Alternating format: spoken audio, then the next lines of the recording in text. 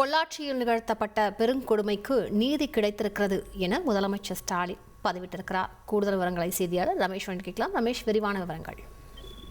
வணக்கம். பொள்ளாச்சியில் நடந்த பெருங்கொடுமைக்கு நீதி கிடைத்திருக்கிறது அப்படின்னு பொள்ளாச்சி வழக்குல நீதிமன்றம் கொடுத்த தீர்ப்பை வரவேற்று முதலமைச்சர் மு.க. ஸ்டாலின் சமூக வலைதளத்துல பதிவிட்டிருக்காரு.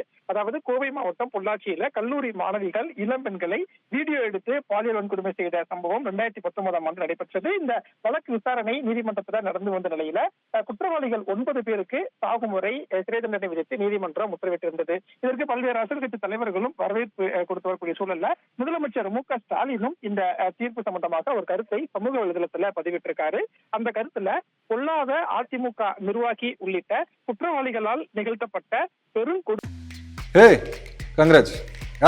கல்யாணம் இல்ல, நான் பிசினஸ் ஸ்டார்ட் பண்ண போறேன். எப்படி? பாஸ் வாலா பி தி பாஸ். கொடுமைக்கு நீதி கிடைத்திருக்கிறது அப்படின்னு தெரிவிச்சிருக்காரு. அதே மாதிரி அதிமுக குற்றவாளி அடங்கிய கூடாரத்தை பாதுகாக்க முயற்சித்த சார்கள் மானம் இருந்தால் வெட்கி தலை குனியட்டும் அப்படின்னு இந்த பொள்ளாச்சி வழக்கு சம்பந்தமா முதலமைச்சர் மு.க. ஸ்டாலின் கருத்து ஒன்றை வெளியிட்டிருக்காரு.